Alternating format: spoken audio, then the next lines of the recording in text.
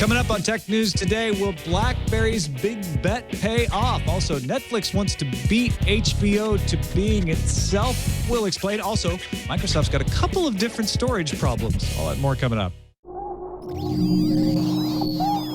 Netcasts you love. From people you trust. This is Twit. Bandwidth for Tech News Today is provided by CacheFly at CACHEFLY.com.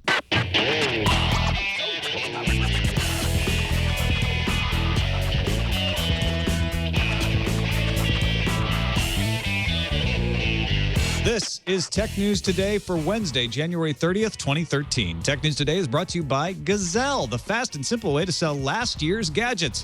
Find out what your used iPad, MacBook, iPhone, Galaxy S, and other smartphones are worth at Gazelle.com. And by RingCentral. We do everything in the cloud. That's why we love our cloud-based phone system by RingCentral. Zero startup costs, and RingCentral is $20 a month per user.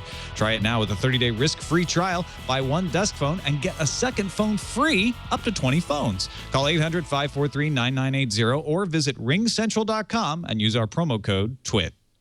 Welcome to Tech News Today. I'm Tom Merritt. I'm Sarah Lane. I'm Ayaz Akhtar. And I'm Jason Howell.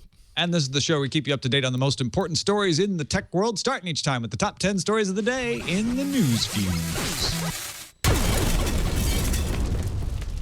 Big day for RIM, or what used to be RIM, announcing several new things this morning, including a change of name. The company will now be called BlackBerry. Thorsten Heinz took the stage in New York, showed off the new BlackBerry Z10, as he called it, the Z10, and the Q10, both running BlackBerry OS 10. The Z10 is a touchscreen, available Thursday, January 31st in the UK, February 5th in Canada, February 10th in Arab Emirates, and March in the United States. Phone will be $150 on a 3-year contract in Canada and somewhere around $200 set by the carriers in the United States. The Q10, the one with the keyboard, a physical keyboard, but not much else was announced about it, should be coming sometime in April. Also, musician Alicia Keys was named Global Creative Director at BlackBerry. Nintendo's cutting sales forecasts by 27% for its new Wii U console and now predicts sales of just 4 million Wii U's in the year through March due to weaker demand than hoped for the console. The company still expects annual profit to rise, though, to 14 billion yen. That's about 154 million US dollars, thanks to a weaker yen, but also expects an overall operating loss of 20 billion yen for the year. Previously, it had foreseen a 20 billion yen operating profit. Judge Lucy Koh says Samsung did not willfully infringe on Apple's patents. That means that Apple cannot collect triple damages. If you somehow forgot, a jury awarded Apple over $1 billion in damages for patent infringement. Judge Koh also rejected Samsung's request for a new trial. Michael Dell may contribute up to $1 billion of his own dollars to buy out the company Dell and take it private, according to Bloomberg. Investment firm Silver Lake Management is leading the buyout effort. Microsoft is also rumored to be considering contributing funding as well. Amazon's fourth quarter is a bit of a head-scratcher. The company posted turnover of $21.27 billion, which is a 22% increase, but a net profit of $97 million. That's down 45% from the same time last year. CEO Jeff Bezos says this is due to shifting reader habits in people. Kindle downloads are rising, but paper book sales grew just 5% in December. That's the lowest in Amazon's history. The company also expects its operating income to lie somewhere between $285 million loss and a $65 million profit. That's quite the window there. It's like we could lose everything or make a ton of money. Okay. Who says the PC business is dead? Well, Lenovo reported its third fiscal quarter with a profit of about $205 million. That's more than 30% greater than its profit last year at the same time. Lenovo shipped 14.1 million PCs and now has nearly 16% of the worldwide PC market. Lenovo also shipped 9.4 million phones. Game console makers aren't going to get the big bucks from China anytime soon, it looks like. TechInAsia.com says the Dongfang Daily reported China's Ministry of Culture says they've never researched canceling the game console sales ban, as previously reported by China Daily. Granted, government bureaucrats in all countries often state one thing and then do another, but it does throw some cold water on the notion. EA had held a closed beta to do some last-minute bug testing on the new SimCity and had threatened to ban users from all e-games if they failed to report a bug. Okay. Well, a Reddit user that had pointed out, somewhat helpfully, some flaws in SimCity's online-only DRM found himself banned from the service. That didn't sit well with the Reddit community, as you can imagine. However, EA's representatives now say this ban was just a glitch in their system that banned several members who had opted out of receiving email from EA. Move along. Nothing to see here. It's just the system that's punishing honest people messing up again. Not a big deal. Google Giving, which is Google's philanthropic arm, awarded a grant to the UK's Raspberry Pi Foundation to provide 15,000 of the small computers to UK school children. TechCrunch reports the grant is worth $1 million, covering 15,000 Raspberry Pi Model Bs, as well as teaching materials and support to help people teach code to kids. A Microsoft spokesperson tells The Verge that the 64-gigabyte Surface Pro will have 23 gigabytes of free space for the user. 41 gigabytes of space is reserved for Windows 8, built-in apps, and a recovery partition. The 128-gigabyte model will have 83 gigabytes free. Gigabytes may appear smaller in this window. This episode of Tech News Today brought to you by Gazelle. Believe me, right now I am building up a nice little pile of things I'll be putting on Gazelle. Great way to get rid of last year's gadgets, get some money out of them without the hassle. Did you get a new phone? Get a new Samsung Galaxy S or an iPhone for the holidays? Maybe you got a new iPad or a new MacBook. Before you give those away or bury them in a drawer, find out what your old stuff is worth at Gazelle.com. The extra cash you can get is a gift you can give yourself. And you don't have to be like, oh, I don't want to go through the hassle of trying to sell this stuff. I'll just donate. It's easy. Go to Gazelle.com, Gazelle.com. Tell Gazelle the condition. They'll even buy broken iPads and iPhones. Get a risk-free offer for your gadgets. You lock that in for 30 days, so you have time to think about it and procrastinate if you're like me. And then once you do send it to them, free shipping. They'll give you a box in a lot of cases. You get paid fast by check or PayPal. Gazelle has paid $50 million to over 500,000 customers. It's trustworthy and it's easy. Go check out your Samsung Galaxy S2, your iPad 2, your iPhone 4S. Find out what you can get for it, that and all kinds of other gadgets at Gazelle.com. Sell your last year's gadgets today at Gazelle.com. We thank them for their support of Tech News Today. Joining us now to discuss the stories of the day, we're happy to have back on the show Julio Ojeda Zapata, tech writer for the St. Paul Pioneer Press. How's it going, Julio? Oh, great. Thanks for having me on. Thanks for joining us again. Let's get right into the BlackBerry talk. I trained myself for years to say RIM when I was talking about the company that made BlackBerry. Now I can untrain myself, I guess. RIM changed its name to BlackBerry, but the two big devices that it announced were the Z10, which is a touchscreen 4.2-inch, 356 PPI, textured surface. That's the one they made the biggest deal about. They also showed off the Q10, which has a physical keyboard. BlackBerry, well known for physical keyboards. Ayaz and I were up early today covering this for Twit Live specials. They went through BlackBerry OS 10. We've seen a lot of what they showed off before. A couple things that stuck out to me. BlackBerry Flow, which is multitasking. They've had that on the playbook for a while, but they've really made it work well on the smaller phone screens. BlackBerry Balance allows you to swipe between personal and work profiles. And as I mentioned in the news fuse, these things are going to be $150, $200, depending on what carrier you're getting them with. February and March for the Z10. April is the rumor for the Q10. What stuck out to you now that you've had a little distance from the end of the announcement? What's still in your head? What's your impression of BlackBerry's announcement? Well, I guess for the software itself, BlackBerry 10, we've seen a lot of it. The newest thing that we saw was BlackBerry messaging video calling, and the demo had a screen share function that I thought was pretty killer when it comes to productivity. When you were showing off spreadsheets or showing off anything on your phone, that's what they showed on the BlackBerry device, that you could see the home screens where you can go into applications and share all of that. I thought that was quite impressive for a built-in app. Also, that Story Maker application, which is a bit like an iMovie style editor. I thought that was pretty interesting. The hardware didn't really seem to stand out to me. The name change, I guess that's helpful, so we don't have to keep remembering the whole RIM thing. But it seemed pretty unspectacular. This is BlackBerry's big attempt to get back into the game. They've had declining market share. They need to turn that around. Thorsten Heinz made a big deal about how they've been taking time to get this right. Julio, hearing all these specs, seeing all this information, is it swaying you any? Well, I think BlackBerry, it's playing the long game. I don't think right out of the gate it's going to resurrect itself. I think it needs to get something out there that's credible, and then it needs to sort of pick away at it. I think of Apple when it first released the iMac. The iMac didn't save the company. It took a decade to save the company. But this is a solid first step, and I think BlackBerry projected a lot of confidence. I think it really injected some enthusiasm into the BlackBerry masses. Like we say here in Minnesota, the CEO turned the frown the other way around. Turn that frown upside down. I think you're right. I mean, they may not have come up with the big splashy thing that I think they need to really capture people's attention and make people say, well, wait, maybe I don't want an Android phone. Maybe I don't want an iPhone. Maybe I want a BlackBerry again.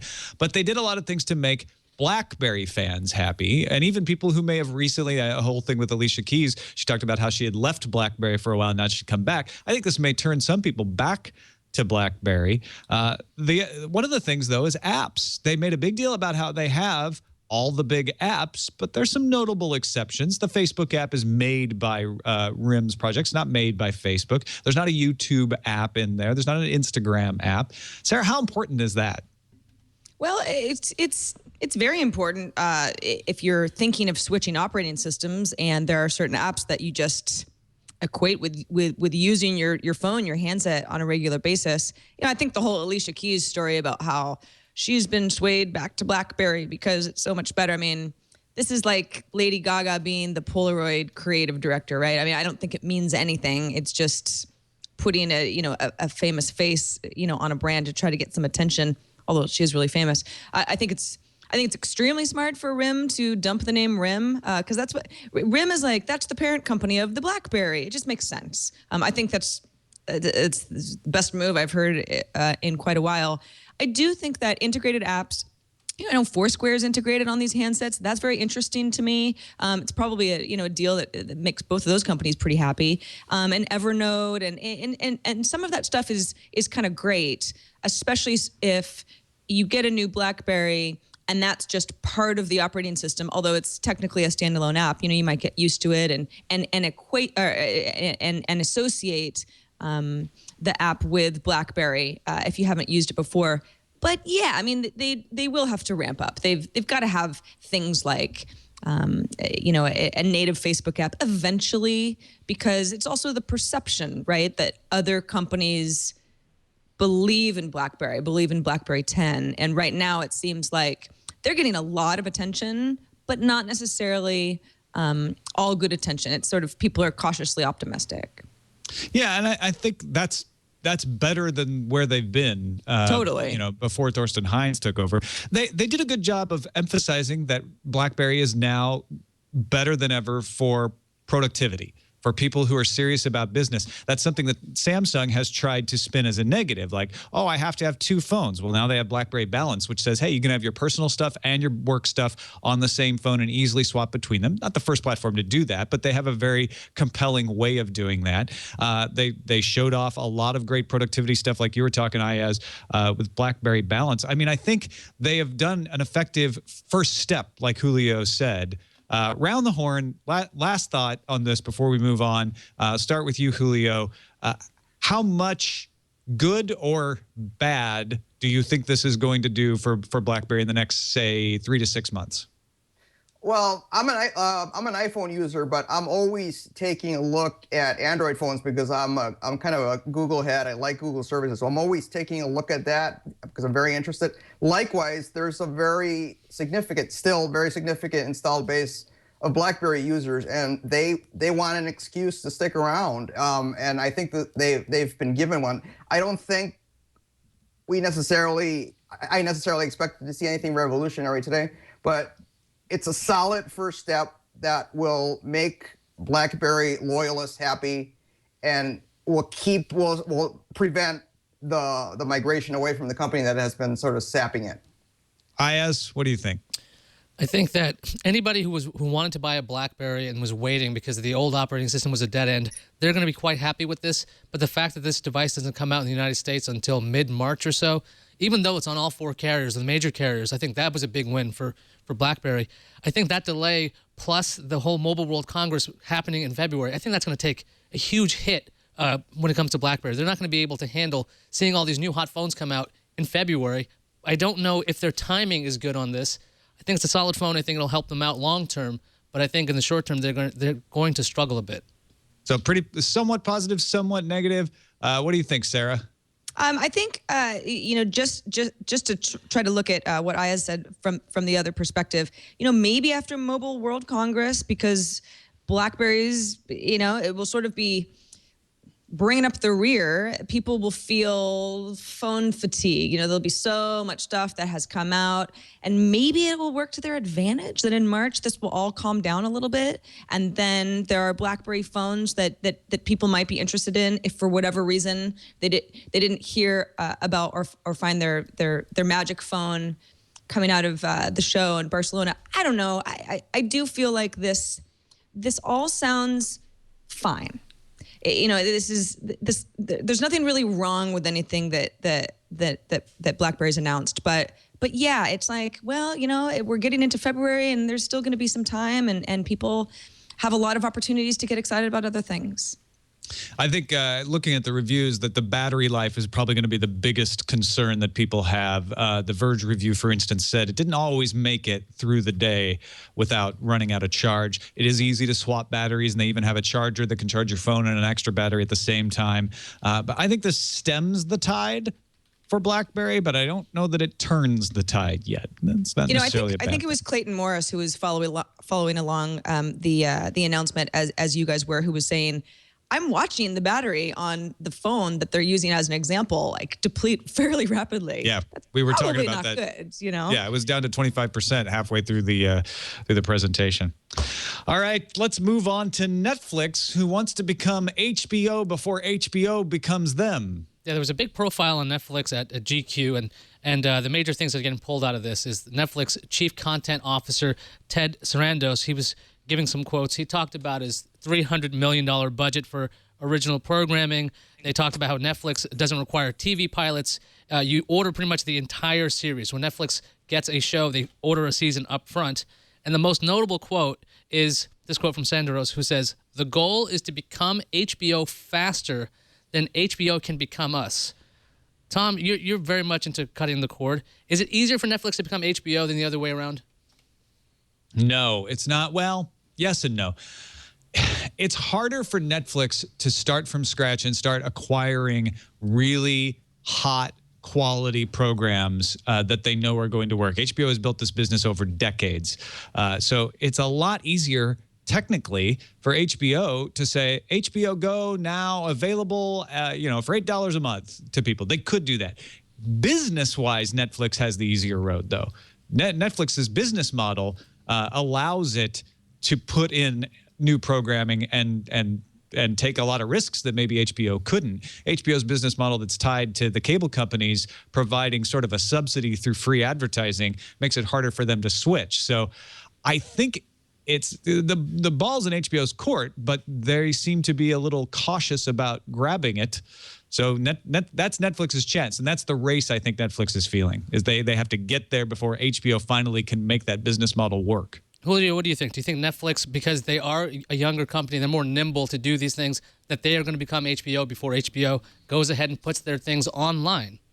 Well, as a big HBO Go user, I can certainly see that. I can see them over time sort of beefing up their original content. And I'm quite frankly very excited about that because I'm desperate to cut the cord to cancel my cable. My wife is standing in the way, and this is one of the things that makes my argument a little stronger. So I anticipate winning this battle eventually, and this is one step along the way.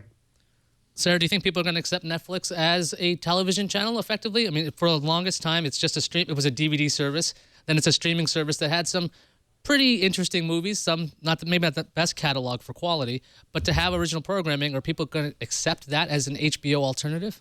Yeah, if the programming is of HBO quality. I mean, the reason that, I whine and moan so much about HBO Go, not being some sort of a standalone service that I can pay $10 a month for is because I love HBO.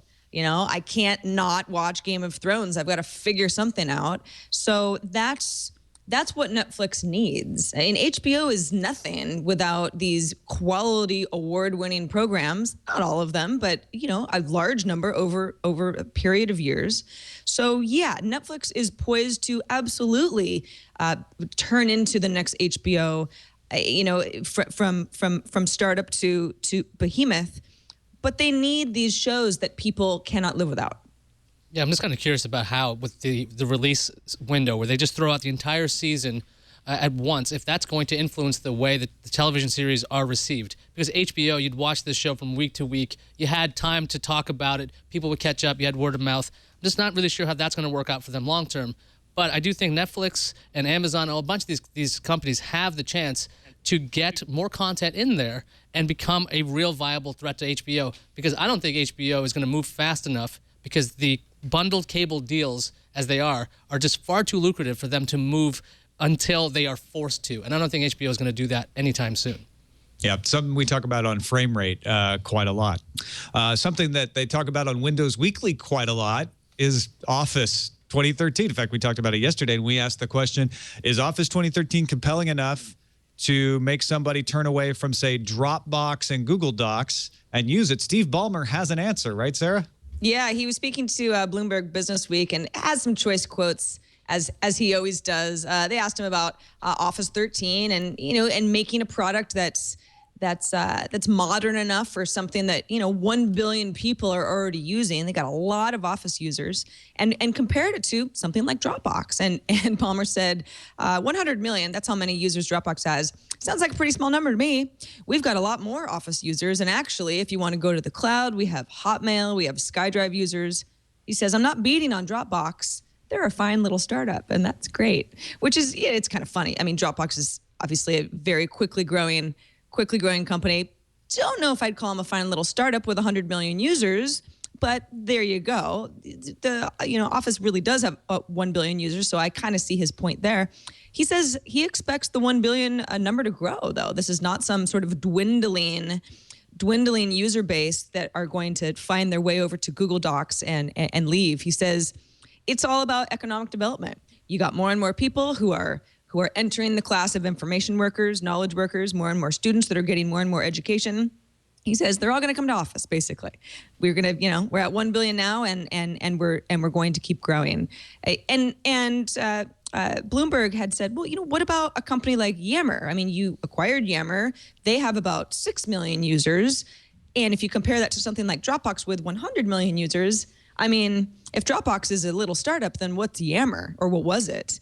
And he says this is, Yammer is something that's much more used by businesses, and that's important to Microsoft. Those are the kinds of, Skype and Yammer, these acquisitions work for Office, and they're tightly integrated with Office because they help the people who are already using Office. So he's kind of saying, Dropbox is not really a competitor to us. That's more a consumer thing, and they're doing fine. We have much more of an entire suite of offerings. The Verge notes, well, Ballmer has poo-pooed lots of things in the past. He said Chrome OS wasn't any good. He laughed at the iPhone. He said that, you had to be a computer scientist to use Android. But then again, Microsoft is being smart. They've made some really smart acquisitions. So it's not as if he's just saying crazy stuff. That's kind of how I see this. I think he's got to be bullish on their future and not pay too much attention to the kinds of competitors who have free services. Well, he has to pay attention to them, but believe in the product that they're going to make people buy. Also, for anybody who's interested in when Office is coming to the iPad, which is rumored to be happening in March, those were previous rumors at the end of last year. He says, I have nothing to say on that topic. We're very happy with our product. We're happy with what we're putting into the market, and it makes sense on devices like the Mac or the PC. So he didn't say anything about it. He pretty much just said no comment. Do any of these quotes seem off track to any of you? Julio, I'll start with you. Is this sort of just Ballmer being Ballmer? Well, he's had a lot of bluster in the past. In this case, he's making a very good point in a not very classy way. I mean, he's belittling Dropbox unnecessarily. he doesn't need to do that because his point that the users will come to Dropbox competitor SkyDrive is exactly right. Like I just fired up a Windows 8 laptop the other day, and SkyDrive was built right in there, and it was very easy for me to use it for photo sharing. And so SkyDrive is great. The way it's integrated into Windows 8 is great. It's going to do fine. So will Dropbox, for that matter. So will Google Drive. I like Google Drive because it's integrated with Google Docs, which is what I use. All of these services have a place that I think they will all do well, and I think Ballmer needs to quit being an ass. I think that's a lot of people's opinion right there, and I think you're right, Julio. Is that SkyDrive it's in a whole different position as far as acquiring its audience from where Dropbox is. Let's take a quick break and thank our sponsor, RingCentral. When we built the studio, we chose to do as much as we could through the cloud, store documents, hold meetings. We didn't want a big old expensive PBX system in the basement. Probably a bunch of you are like, what did PBX? What is that? You don't want to know. Russell, our IT guy, said, don't mess with that stuff. Get a cloud-based phone system, and we love it. RingCentral has zero startup costs, none of that hardware to install or maintain in the basement, none of that PBX stuff. Allows us to easily customize all of our call handling. Our producers can get voicemail in their email. We can even get all our fax messages right on our smartphones. And RingCentral offers all-inclusive pricing as low as $20 a month per user. And you can start it right now. Go do it. 30-day risk-free trial and a special offer for our listeners when you buy one desk phone. Get a second one free, up to 20 phones. So call this number designated for our listeners, 800-543-9980. That's 800-543-9980. Once again, 800-543-9980. Or go to ringcentral.com and use promo code TWIT. That's ringcentral.com. Promo code TWIT. And we thank RingCentral for their support of Tech News Today. As Microsoft has a storage problem of a different nature regarding the Surface Pro. We heard a little bit about that in the news feed. Yeah, Steve Ballmer hasn't said anything about this just yet, but it was a Microsoft spokesperson talking to The Verge saying that the install for Windows 8 Pro on its Surface devices are going to take up 41 gigabytes in total, which a lot of people got pretty frustrated with because the entry model is 64 gigabytes, giving you only 23 gigabytes free out of the box. Like I said before, all that space is going towards pre-installed apps, Windows 8 itself, and a recovery partition. Although Microsoft spokesperson did say that users have the option to free up space by creating a backup bootable USB and then deleting the recovery partition. So if you want, you can muck around with this. Do we know how much that would free up? I'm not really sure on that one. I want to say it's like 8 gigabytes, but I'm not positive on that. Julio, do you think this is a big deal when the Surface Pro has expansion options? Or does this show like the desktop OS on a tablet is a really bad idea? Well, this is a little bit of a jaw dropper. I wish the storage space was a little more generous. But it seems to me that a lot of people who buy this device will use it very much like people use an iPad or a Chromebook. To a very large extent, it will be a cloud-based device. A lot of web stuff. If I'll be honest with you, if I bought this device, the way I would use it, it would be very cloud-centric, and storage wouldn't be very much of an issue for me. So it's a problem, but I don't think it's as big a problem as some people believe. So there are lots of devices have less than the actual stated storage on it. So if you have an iPad, obviously if it says 64 gigabytes, you're not going to get fully 64 gigabytes. Same thing with laptops. Is this number, when you're eating up more than half of the stated gigabytes, is that where you have to decide not to call it 64 gigabytes? Yeah, I think it's totally ridiculous. Yes, my iPad does not actually have 64 gigabytes because I have an OS to run and some other stuff, but 128 gigabyte model of a Surface Pro has 83 free gigabytes because 41 gigabytes are taken up by a recovery partition. And Microsoft says, well, if you don't want that, then you can get a lot of free stuff. Create a backup bootable. No. I think that I think this is certainly something that a lot of our viewers and listeners would say, yeah, I could do that. But is that really a good solution out of the gate? I think it's weird. I think it's quite honestly for anybody, and we've been having this discussion on various shows this week because of that 128 gigabyte iPad version. Some people really want onboard storage. So, the cloud is big and everything, but they're very interested in storing things on their tablets. So for those people, I would be fairly offended by this. Tom, some people in the chat room have seen in comments on these blog posts are saying, look, this is a full-fledged PC. It's not a tablet. It's not fair to compare that kind of data when it comes to gigabyte storage. What do you think? Yeah, I think that is a fair point to say this is a little different, but Microsoft wants you to compare it to other tablets. They want you to say, oh, this is a more fully functional machine than a tablet. So if you're going to ask for that comparison, you're going to get that comparison to say, wait a minute, I don't get as much storage here. And Julio's point's well taken. We are doing more things in the cloud. Microsoft wants you to do more things in the cloud. That's why they have SkyDrive. That's why they have Office.com.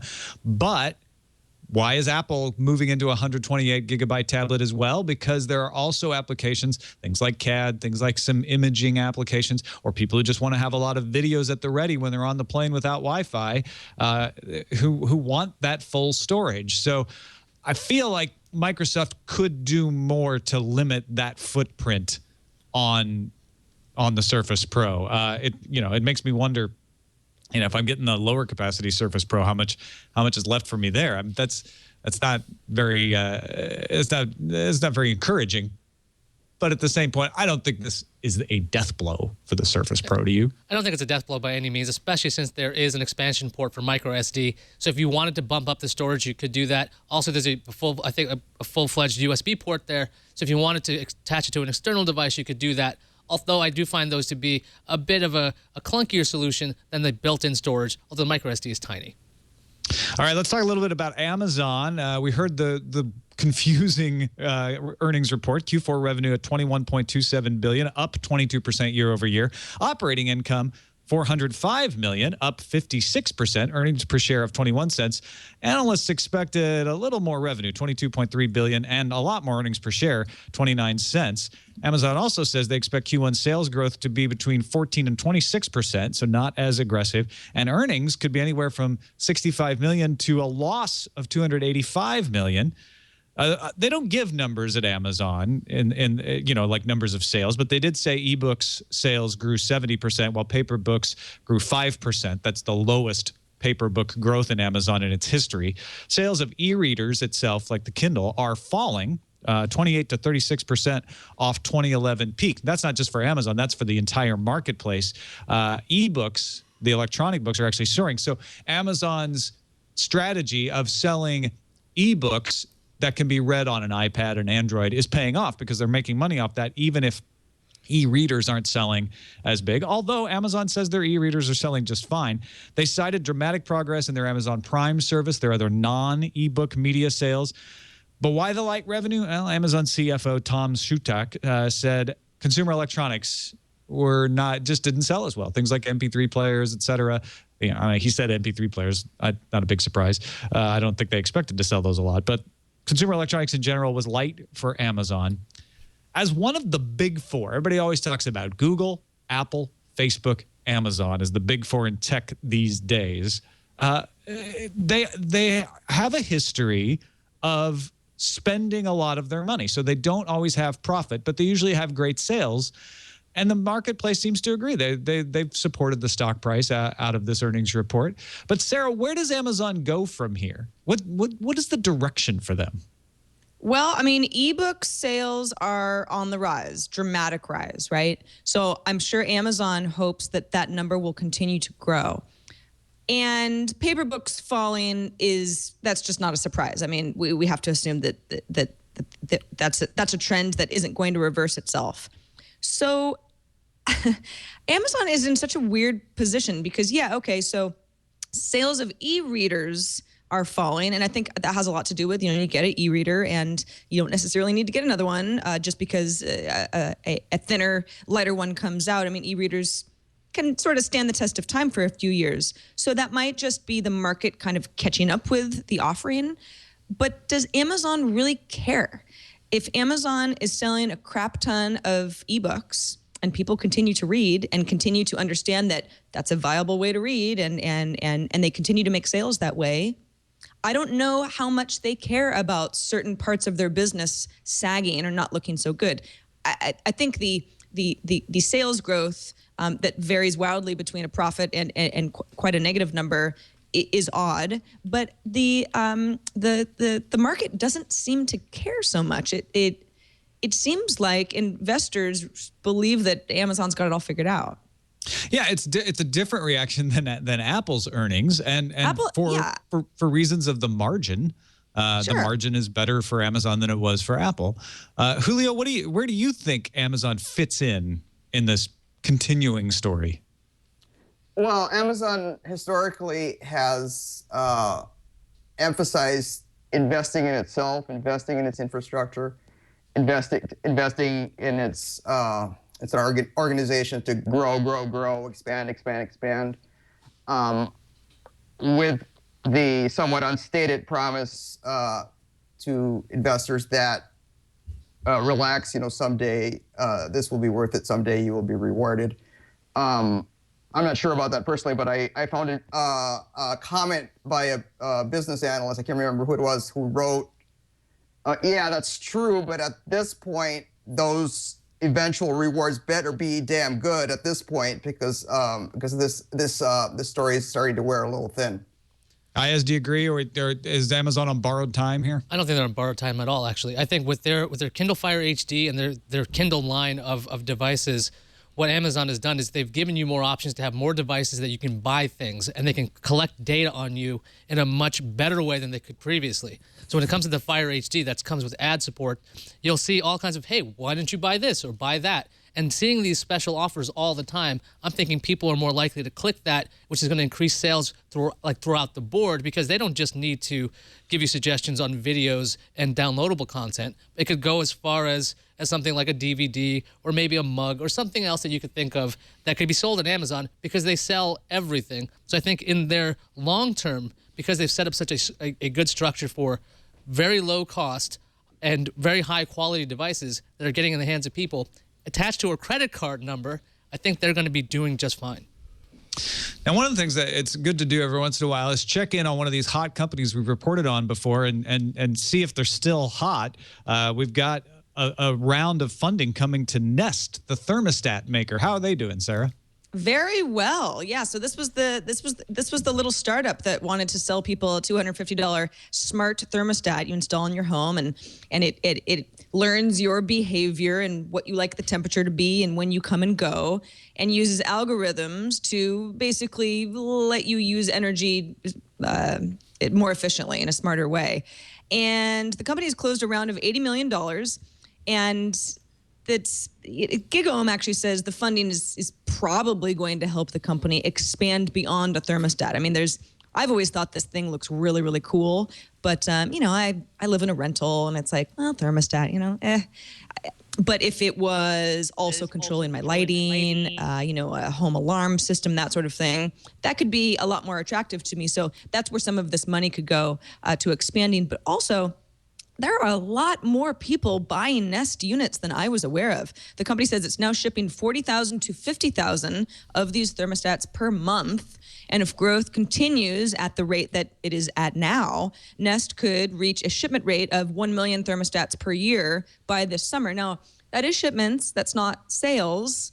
But if you assume the numbers aren't too totally different from each other, that's really impressive for something that's, again, $250. It's a little bit of, it's a special thing that not everyone's going to invest in from their home, especially if they're not going to be, in a house for a long time.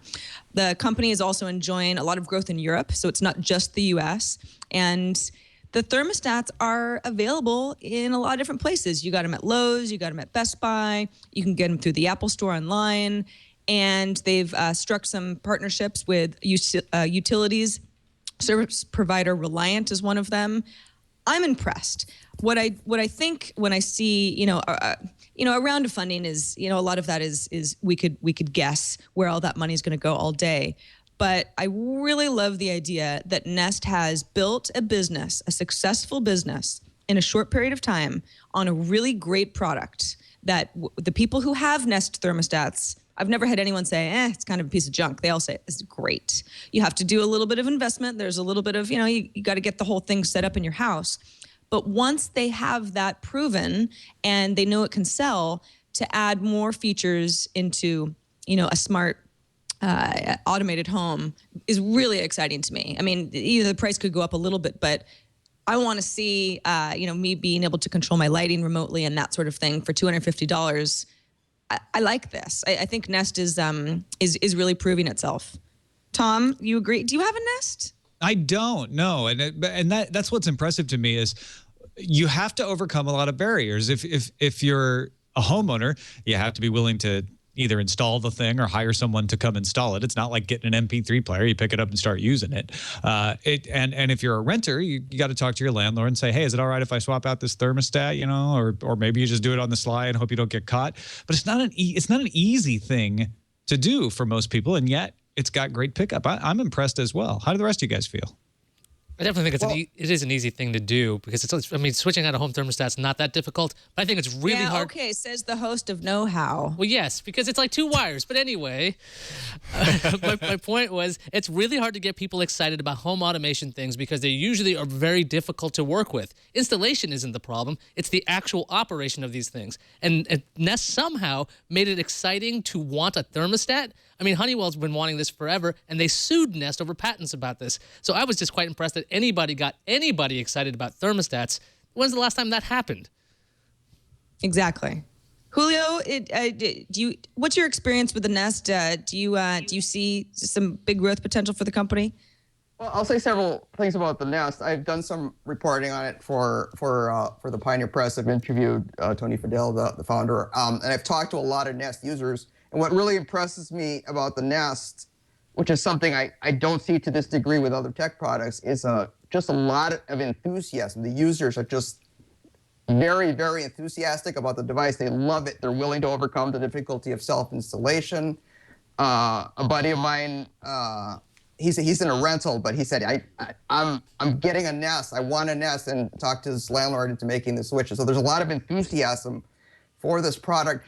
And one of the things that Nest has told me, and other people have told me in the course of my tech reporting, is this is only the beginning. There's this whole coming wave of Internet of Things kind of technology that entrepreneurs are popularizing, that companies like Comcast are popularizing with their home automation. And the key is to make this technology sexy and easier to use and easier to understand. And Nest has told me that this is only the beginning. They're doing thermostats now, but they're going to get into other stuff later. And I'm very, very excited about that.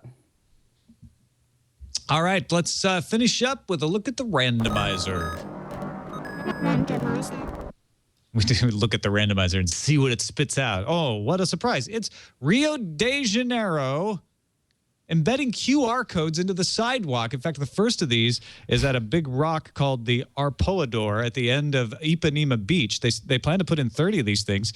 They're worked into the tiles of the sidewalk, similar to the way you might see around Rio Fish or other emblems, but you can use this. It's a real working QR code, and they'll give you information about where you are and maybe some history and factoids.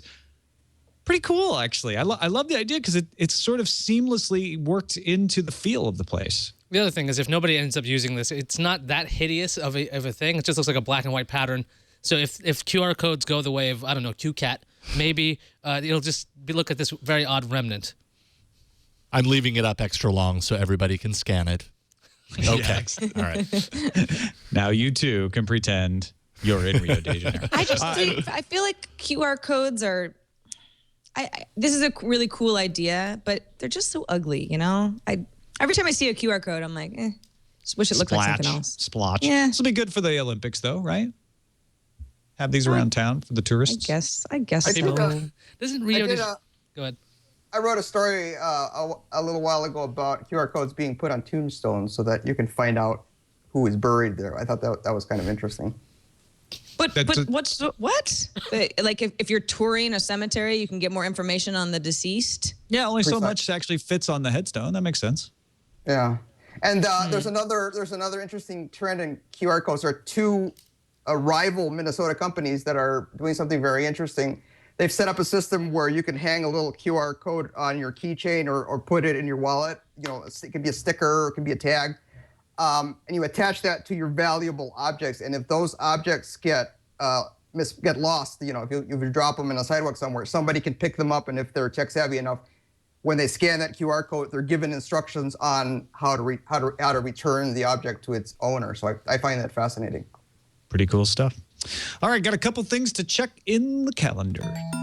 That's right. The Crunchies Awards are tomorrow night in San Francisco. That's where startups compete to be the best at a variety of things. So we'll have a report, I guess, Friday. And also Macworld/iWorld. It's not just called Macworld anymore. Macworld iWorld starts tomorrow, runs through February 2nd. So it's a little bit part trade show, part speaking, part user presentations and app development. It's a lot of fun down at Moscone and San Francisco as well. Got to give kudos to the Macworld folks for being able to keep this thing popular and relevant and serve the user base even after Apple pulled out. It's pretty impressive what they've been able to do. I think it depends on who you ask whether it's still popular and relevant. I pull for Macworld. I think Sure. it's great to have a lot of Apple enthusiasts in one place, and a lot of people still do enjoy it. I guess I was trying nicely to say I expected it to die a lot sooner than this. So let's look at what's incoming. Incoming message. Got a voicemail with an idea for Barnes & Noble. Listen up, Barnes & Noble.